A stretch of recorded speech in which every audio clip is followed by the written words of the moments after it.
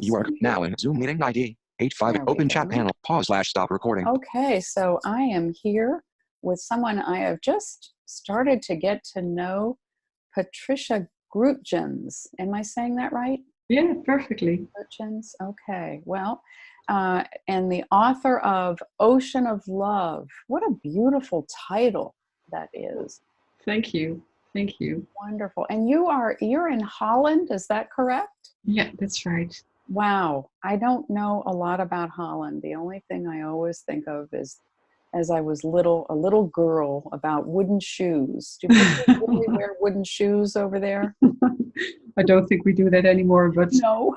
that's one of the things that people remember. Yeah. Oh gosh. Wow. It's amazing. I know when we were figuring out the time, let's see, I think you said you're 7 hours ahead of me. Yeah, that's right. Wow. I'm just eating breakfast and you're ready to eat dinner. Yeah, that's right. That's right. Yeah. Oh gosh. Such a strange idea, isn't it? It is such a what? A strange idea. Yeah, isn't that? It is. Yeah. It's very cool, actually. And here we are, being able to communicate from so many parts of the world. Well, I was really interested when I heard you on a round table with Candace Craw-Goldman talking about quantum healing and talking about actually your book where you talked about in Ocean of Love. I just read it on Kindle and it's such a beautiful book. Oh, I think I'm going to read it again. Oh, thank you. Even more out of it. But you talked about having a near-death experience. Yeah, and that's right. That's fascinating. What was life like, if I may ask, what was life like before you had this near-death experience? And when was that? I think it's about 12 years ago or something. Oh my God. And I think before I had that near-death experience, life was stressful in so many ways. Mm-hmm. And I think I had that experience to have a really change of life.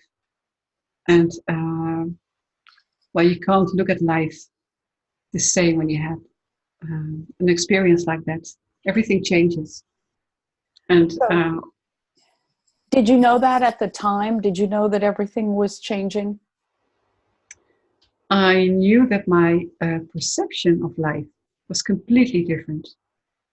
It's like I could see everything as energy, and which is a strange experience. And also the realization that you're not your brains or not your physical body.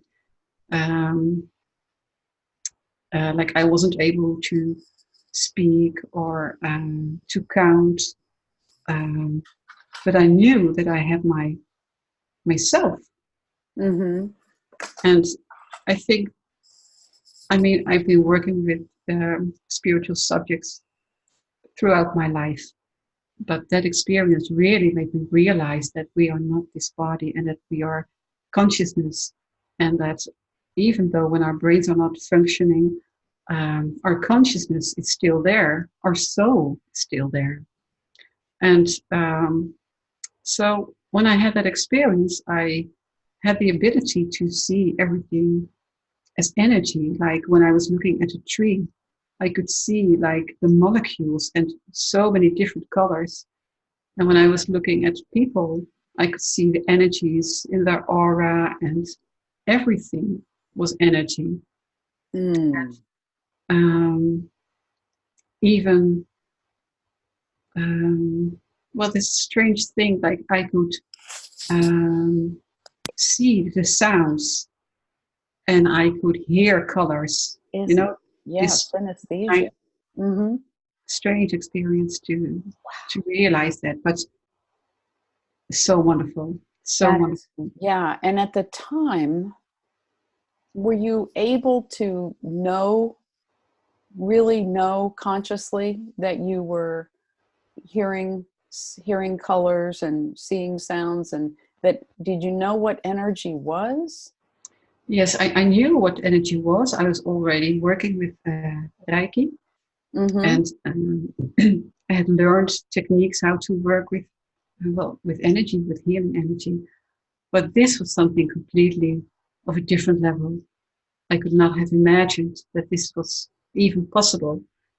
And I think the most beautiful thing that I experienced then was the totally being totally in this energy of love and seeing everything as connected. Like you could see that everyone was connected, like as humans, animals, things in nature.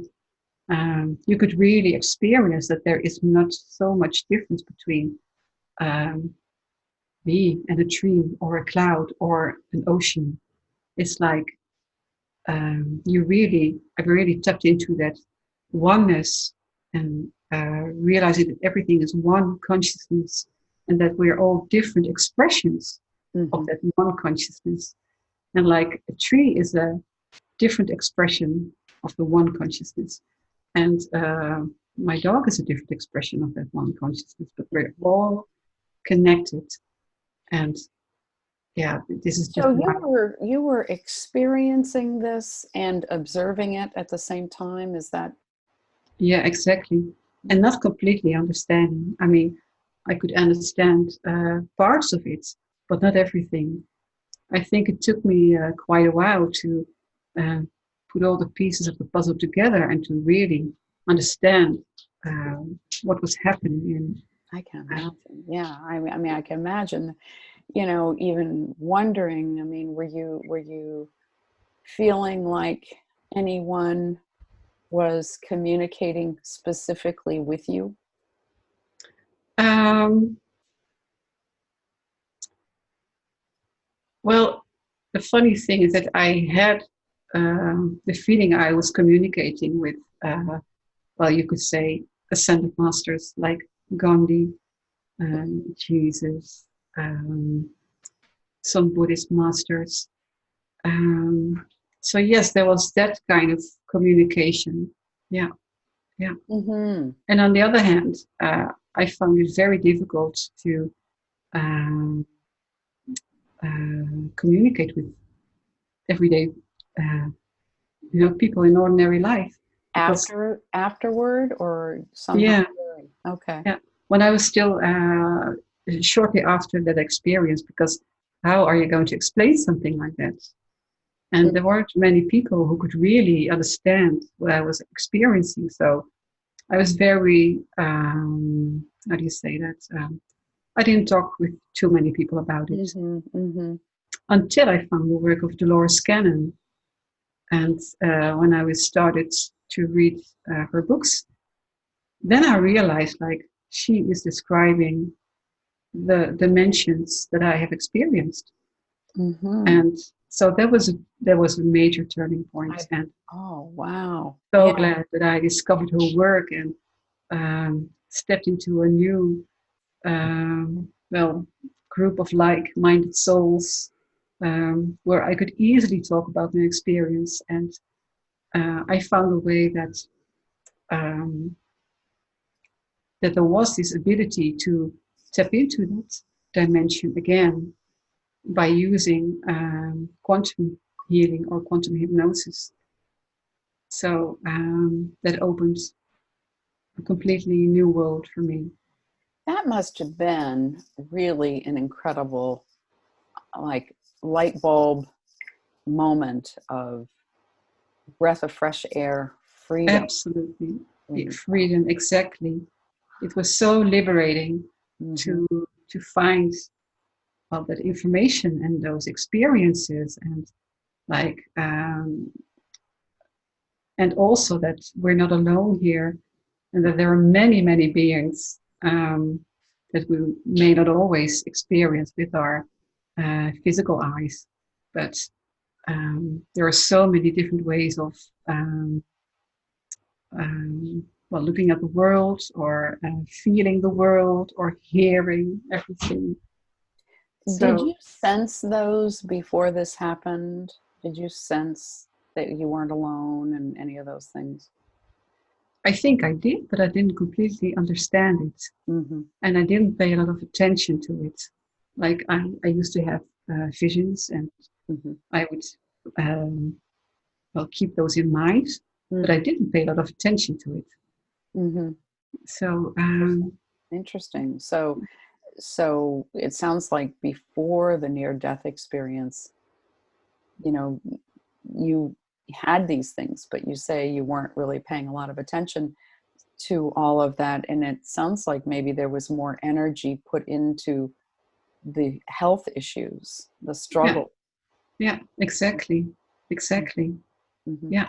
And how do you feel in your health, in your body now, since all of that? Oh, I think I've made so many changes compared to then. So I see myself as healed. And of course, there's some residue of the whole um, process of being ill. Like my fingers have become a bit disformed.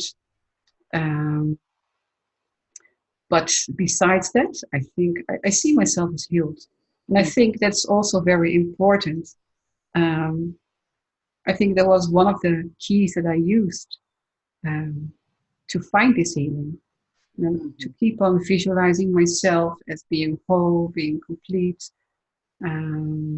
having this a lot of energy and vitality. It's so important. Yeah. I hear that as knowing that you are more than your body. And so your body is one aspect of how you experience this world. But you know that you are more than your body, and you know that life is more than this earth existence. Exactly. Yeah, exactly.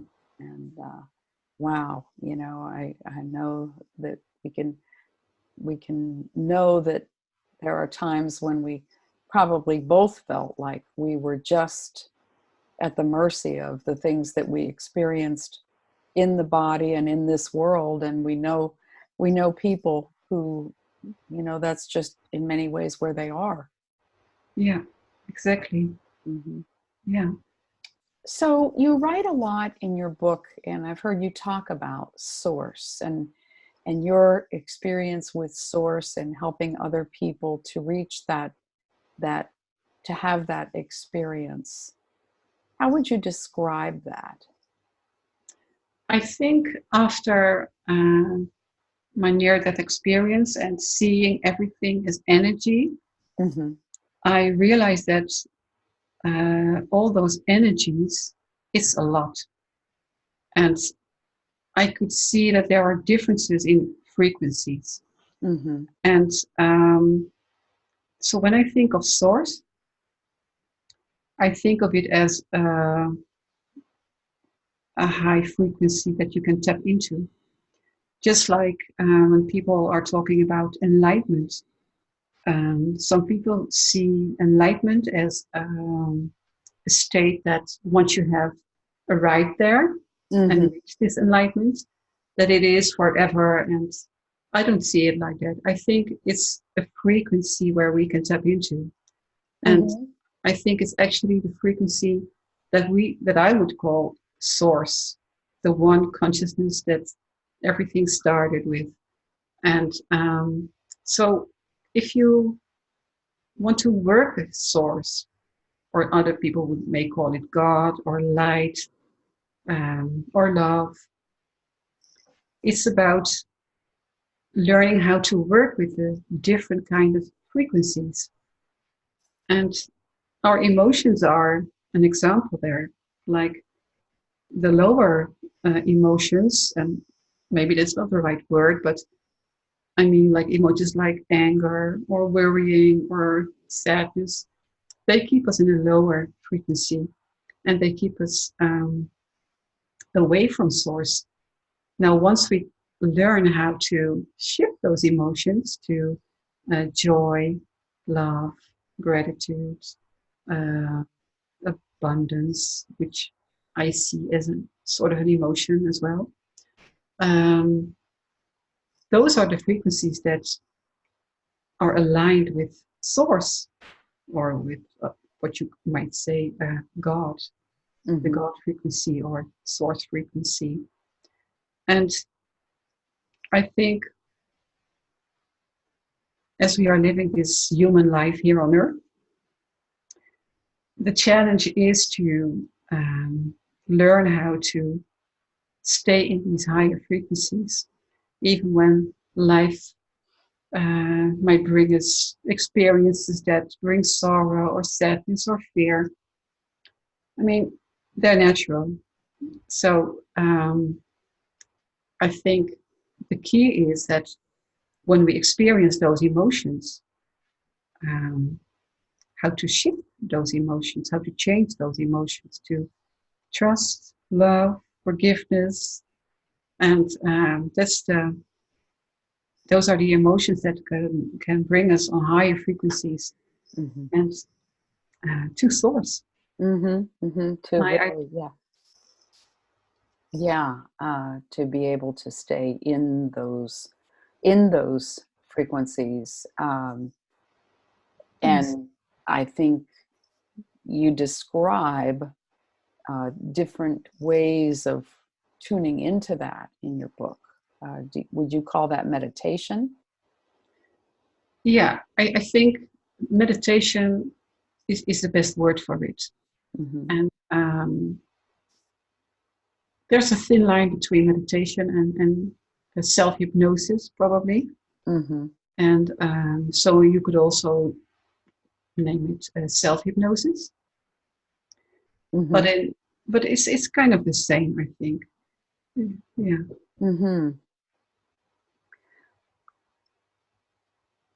And I think the beautiful... Go ahead. I'm sorry. Well, I think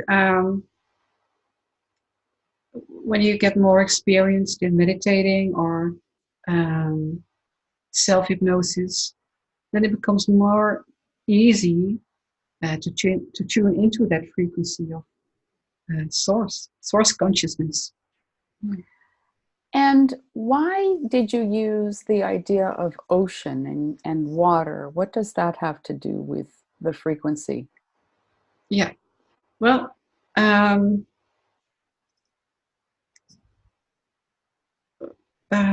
I think during the process of writing the book, I did a lot of self-hypnosis, and I started to receive a lot of information about water. And I wasn't planning to write about water. And so I had no idea when I started the book that water would become such an important subject of the book. But it was like it presented itself to me, and it brought back memories. Well, for example, my connection with Yamanya, the goddess of water. And then I started to realize that every spiritual experience that I've ever had in my life, they were all connected with water. They were all during a time when I was sitting on the beach or near a lake. Every single big spiritual experience, it was always connected with water. And so I was so curious to discover more things about what is this with water. And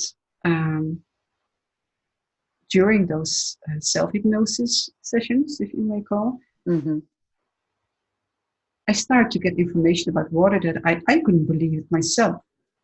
And I thought, well, this is too much science fiction, and how can I ever connect it with everyday life? Because I really think that every spiritual experience that we have, it should have some connection with life on Earth in the 3D world. So the information that I was getting was about teleportation. And at first I thought, well, maybe in a few hundred years, but can't be possible. And I must have picked it up from some science fiction movie or something.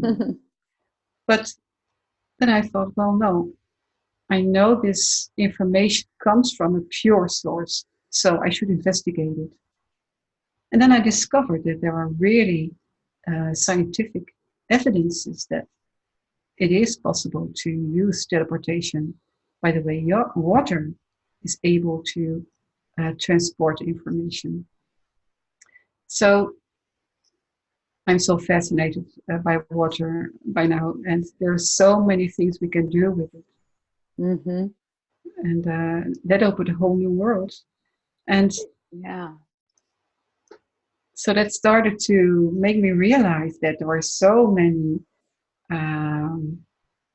connections in my life, all through my life, with water Mm. and God or source. So,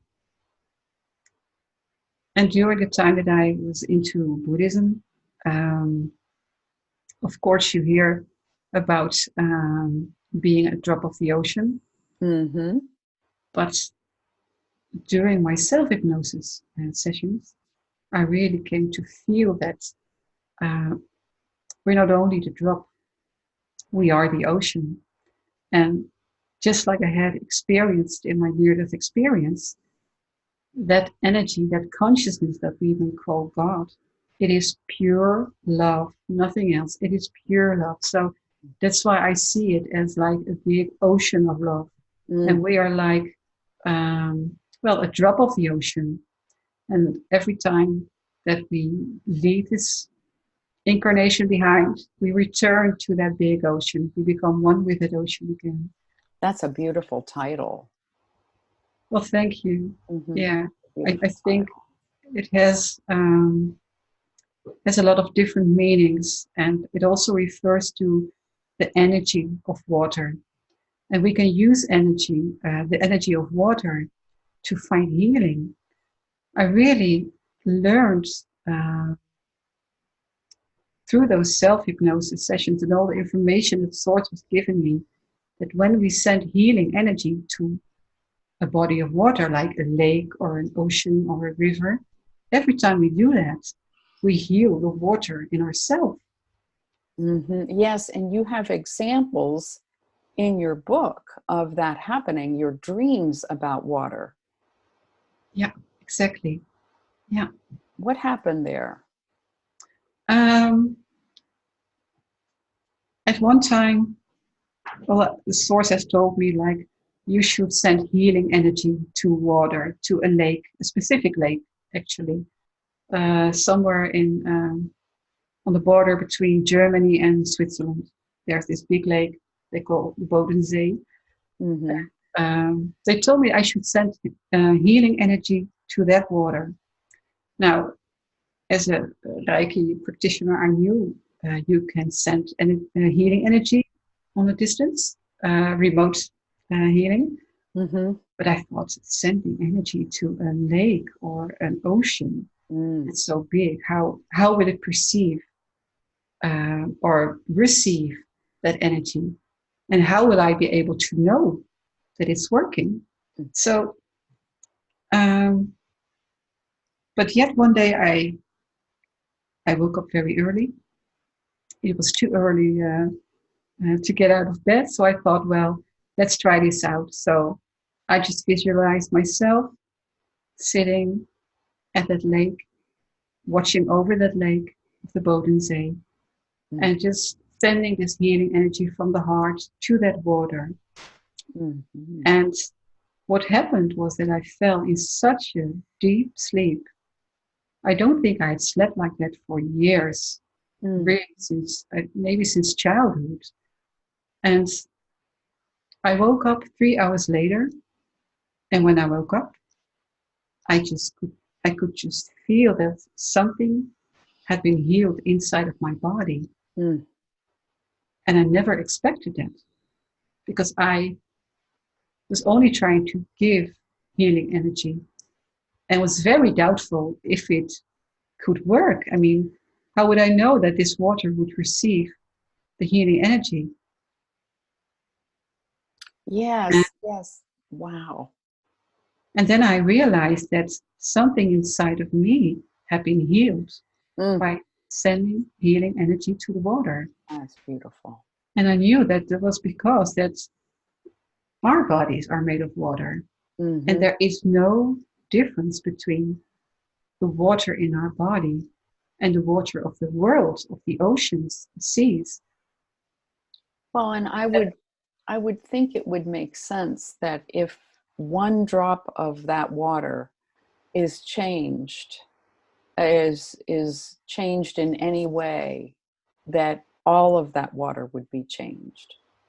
Exactly. Isn't that amazing? It is. It absolutely is amazing. And didn't you say that it happened, was there someone else that also did this with you, Um, that had a dream, or that you shared it with or something, and they also had an experience, or they noticed? I don't know. I thought there was something about another person that was involved in some of that with you, but maybe not. I can't remember at this moment. Maybe it will pop up. Yeah. Yeah. Yeah. But still, to have found that um, that water also changed. And how did somebody tell you that was the case with that body of water? Well, a friend of mine, Elizabeth, I was talking with her about the information that I had received, and like they Yes. told me that I should be sending this healing energy to the water. Mm-hmm. I said, how am I going to do that? And she said, well, just like you send Reiki to another person, just sit down, visualize it, and the moment you visualize it, it will happen. Mm-hmm. And I thought, yeah, of course. I mean, things don't have to be difficult. They can be very easy. And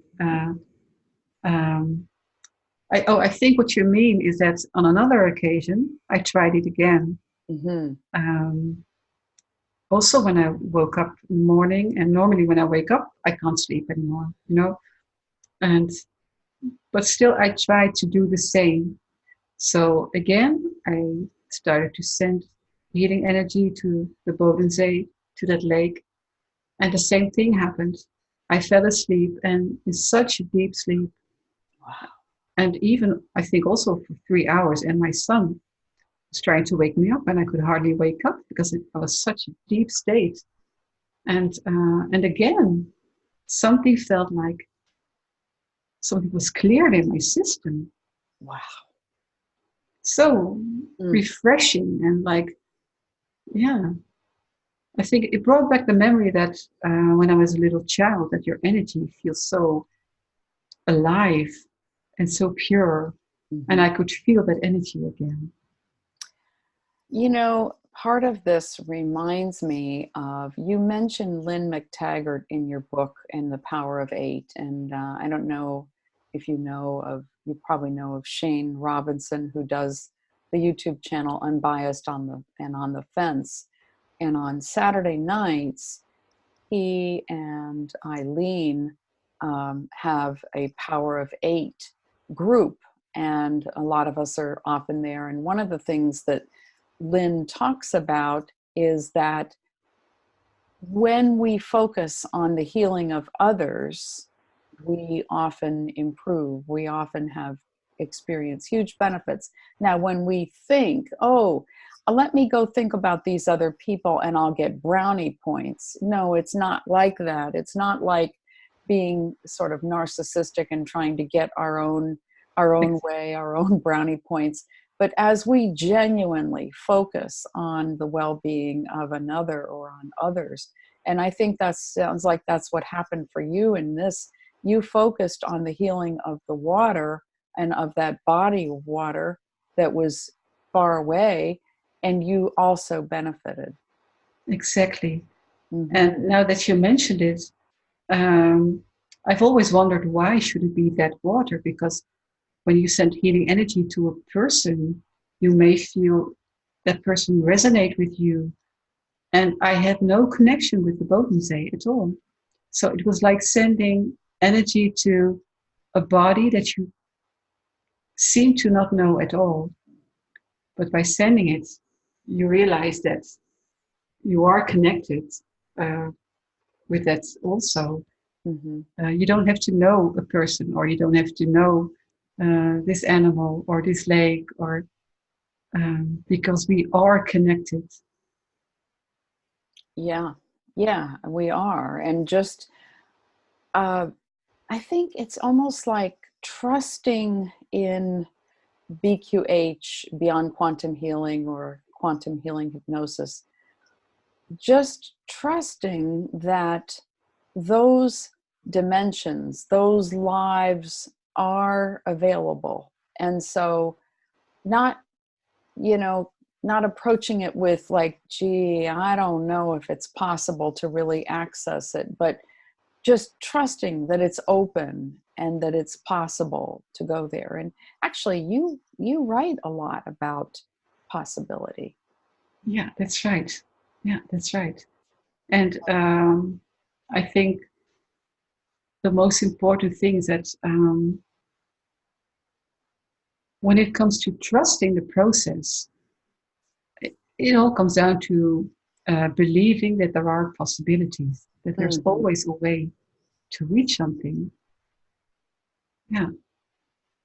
Yeah, always a way. And that's beautiful, because then you're just willing to hang in there for the distance or for the moment long enough to just trust that that way is going to open. Exactly. One of the things that I think is very interesting, I notice you do a lot of in your practice and in your book, is you encourage people to access times in the future. Yes, yes. Yeah. That's very interesting. Yes, and there was also something that I never heard of it about traveling to the future. It was during a session I did with a friend. I received this information from source. They showed me like, you can bring it to the future, and they showed me how to do that. And so I started to investigate how to do that, and I start to practice with friends and to see if that would have results. And then later on, I realized that there are already a few who work with future life progression. And but I'm really glad that I discovered it in my own way, how to dive into that future. And that's also like diving into the enormous possibilities that are waiting for us. And I think the thing is that when we are looking at the future timeline, I think that really is the key of quantum healing, because by the way that we look at things, we create our reality. And when you go into a past life, I think there's always the risk of not creating that reality again. And of course, when you do past life regression, you build certain safety not to create that again. But when I discovered the possibility of going to the future, I realized that by looking into the best possible future, we are creating it. So it's not only that you investigate that future, but you're creating it by the way that you look at it. And I think that is, well, that's quantum physics, I think. That's the bridge between quantum physics and quantum healing, that we can change the way that we can change our perception. We can change the way that we like to see or visualize our future. And then, and then it starts to manifest itself because you're making a connection with that future timeline. I think you write about sometimes seeing that there are many timeline possibilities in front of us. Yes. And how interesting that is. Have you had people that end up exploring, the various sorts of not just one, but several different possible? Yeah. I think what happens when you try to investigate those future timelines, it may be that you can enter like 4 or 5 different timelines that are waiting for you to be manifested.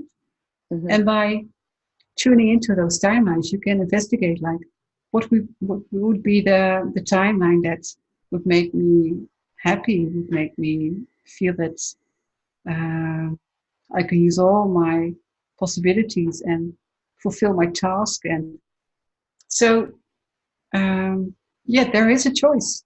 The future is never set in stone. We can always change it. Do people sometimes explore a range of positive versus negative timelines? Do they, when in the sessions, ever go down the road, so to speak, of, whoa, if I go this way into this negative one, here are some of the things that could happen with health or relationships or other things? Exactly. And when you connect with those, timelines that seem negative, you can explore like what choices have you made that created that timeline that you don't like, and what can you do differently to create a better timeline. So I think that's the beauty of it. That's beautiful. What about it? I mean, talk about a teaching moment for someone to really learn, like, to kind of see themselves, feel themselves experiencing worse health, and then sort of backpedaling and saying, oh, but I don't have to make that choice. Exactly. Mm-hmm.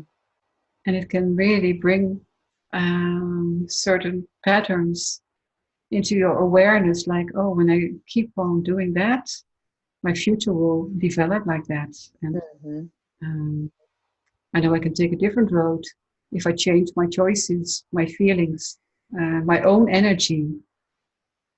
It all comes down to changing your own energy, using different frequencies of your consciousness. Yeah, that's interesting too, because I think sometimes there's a lot of focus on, well, how can I change this other person or get them to change? But when we do that deep work, we really are working on ourselves and our own frequency. Exactly. Exactly.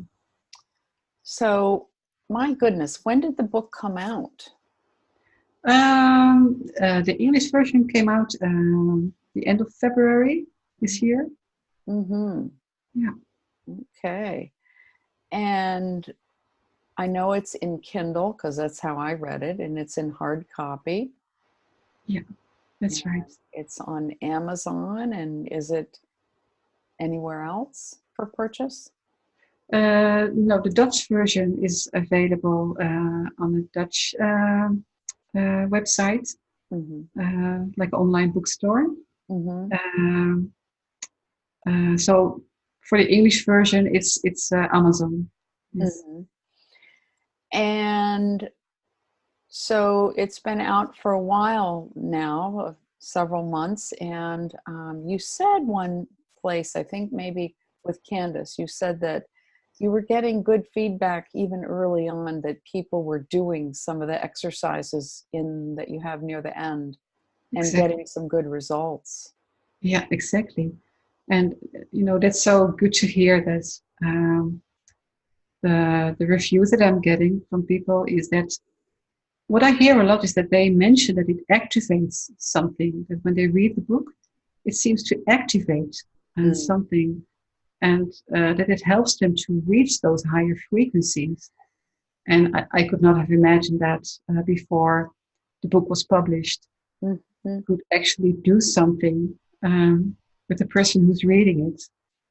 And I think that's purely because I was guided writing this book, and it holds a certain energy. That's apparent throughout the book, that you were guided so much and supported, backed up for every place that you began to share something that you learned or that you experienced. Everything is backed up, which is just incredible. You've got so much synchronicity in the book. Yeah, that's right. Yeah. Yeah. I think I wrote that in my review. For anyone who already knows that these things are possible, it's exhilarating. And for anyone who's slightly, who's skeptical but slightly willing to come around the corner, they're going to be wonderfully surprised. Yes, and I also think that when I was writing the book, I felt it was important that also to mention that for those people who are working with quantum healing or quantum hypnosis, either as a practitioner or a client, there are sessions that people may be disappointed, like things aren't happening that the way that they see on videos or they read in Dolores books. And sometimes people have doubts like, is this really helping me? Is it really happening? And I've really experienced so many times that even when the client is not in hypnosis, the healing process does happen. And that's because we work with the higher self. We work on multiple levels of our consciousness. Beautiful. And you don't have to be in a deep state of hypnosis. I think it's important to communicate and to express. And a session itself it's like an activation in itself. I think it's part of a process, and the healing continues after a session. And so I felt it was important in my book also to mention those situations where people may be disappointed, but later on they would find out like, wow, it did work. And maybe it took a bit longer than I expected or hoped, but it did work. So, I think that's like further blessing the process, like, trusting and blessing, continuing to bless the water and knowing that it is already blessed. It is already wonderfully intensified, wonderfully activated. Yeah, that's a great way of saying it. Yeah, exactly.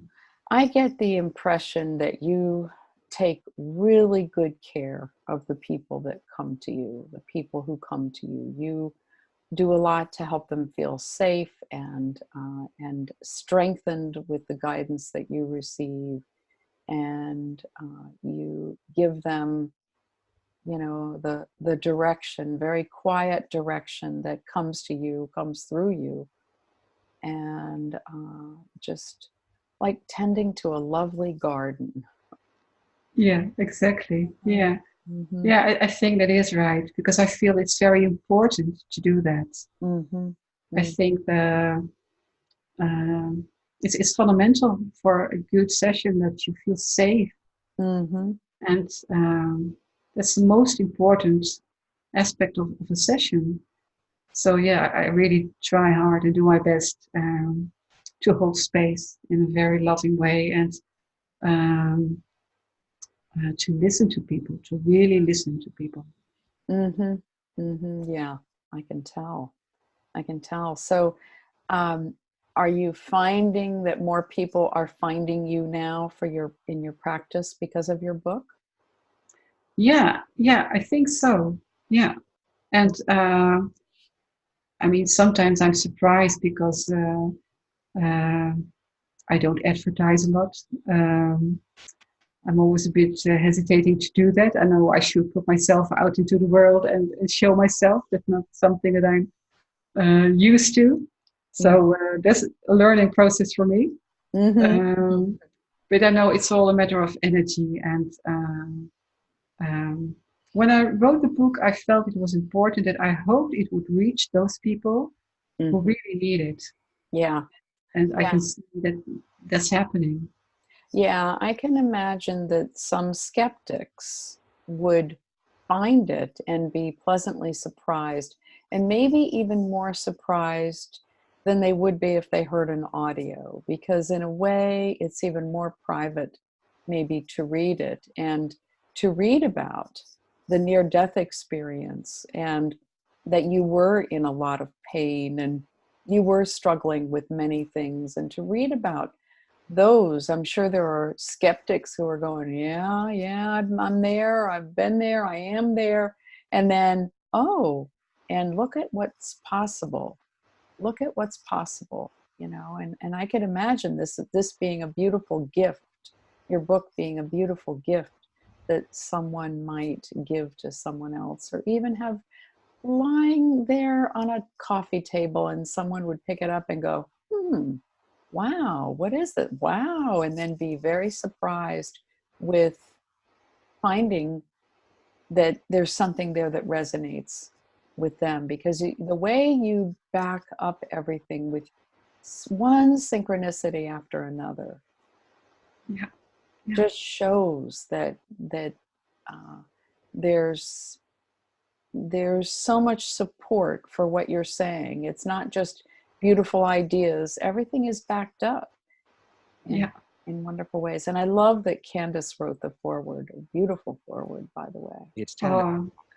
Yes, I really felt blessed when she said she would like to write the foreword.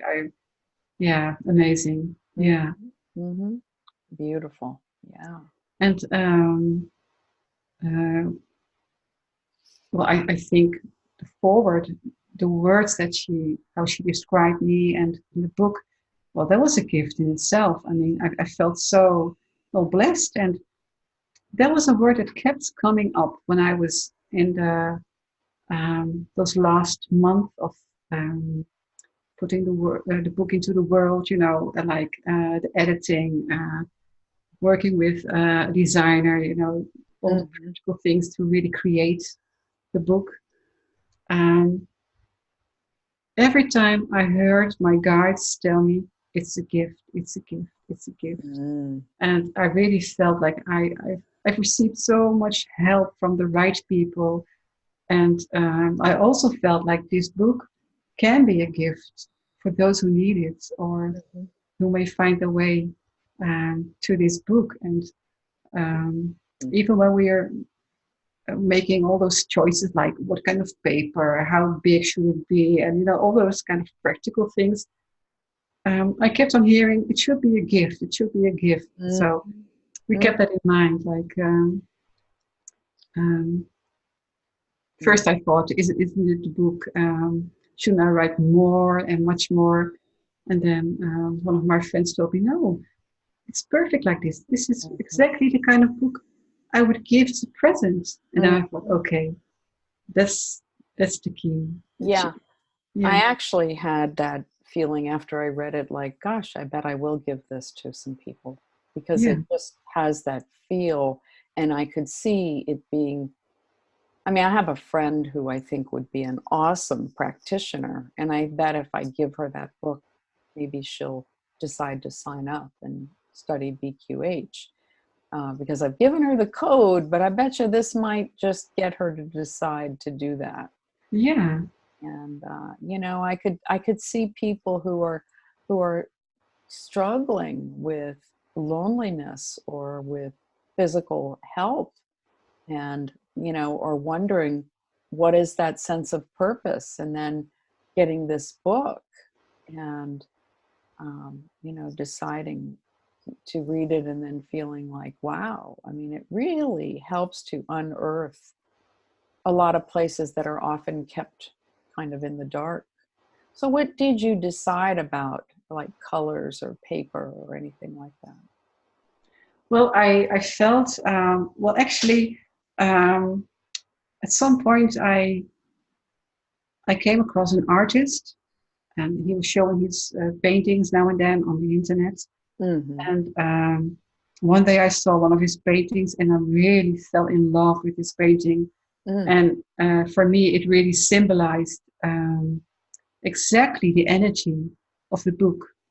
And of course, it had a lot of water, and the color of water, but also the pyramids that we use with quantum healing and energy transformation. It had exactly the energy of the inner earth, which is one of the stories in my book, which is called Inner Earth. So, and the painting, the name of the painting was Inner Earth. And so I connected with this artist, and the painting became the cover of the book. I really feel that the energy that he had put into that painting is very similar to the energy of the book. Mm. And when I look at the cover, I really feel, it's a very beautiful energy. And I forgot your question, but I asked you what colors and paper and things like that.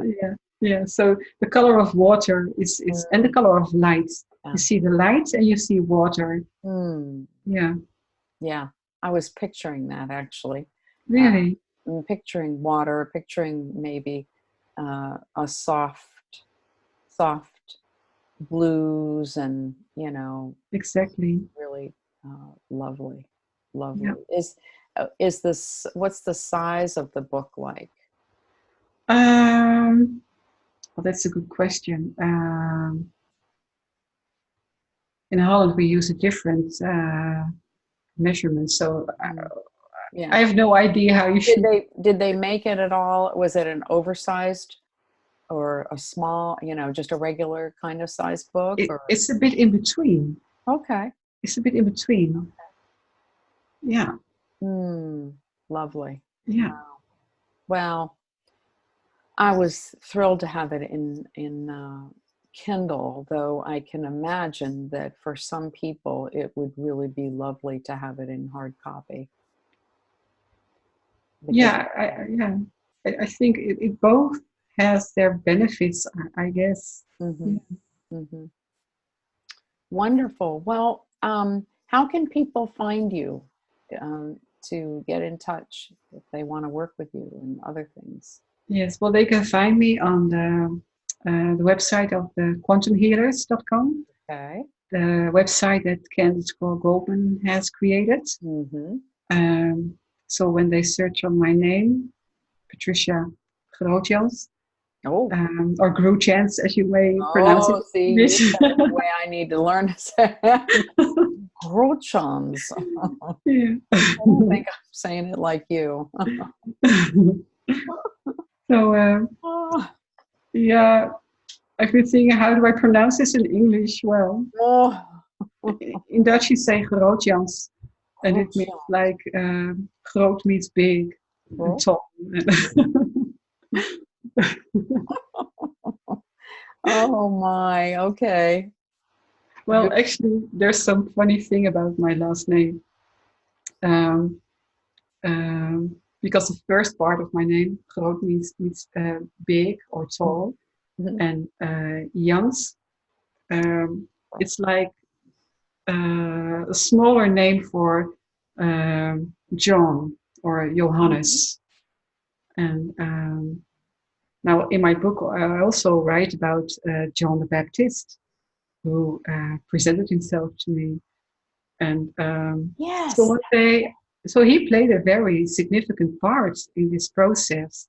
Like he was a messenger, and he was someone who paved the way. And so one day, a friend of mine, she was saying that her first name, Joanna, was derived from John and John the Baptist. And she says, everyone who has John in their name, or Jans or Johannes, carries the energy of John the Baptist. And then I thought, well, how come that I don't have that energy in my name? My name is Patricia, not Joanna. No, but in your last name. Look at your last name. It means look at that. And John. And, wow, that's beautiful. Yeah. So they can look for you on quantumhealers.com. Yes, exactly. Yeah. Yes. Okay. Or through my own website, www.patriciagrootjans.com. Okay. All right. And then of course we want people to get this lovely book. And so wonderful. Is there anything I didn't ask you that you want us to cover? I think you asked very important questions. I think it covered everything that that is significant about this book, I think. Good. Yeah. So glad. I'm so glad that you invited me for this Oh. conversation. Thank you so much. Thank you. I'm so glad you accepted. And I did something to improve the sound as we went along. So hopefully it made it better. I know it made it better on my end, and I hope that everyone could hear both of us much better as we went along. So, well, I will stop the recording for now, but thank you so much again for doing this with me. Open chat Thank panel. you. Pause/stop recording button.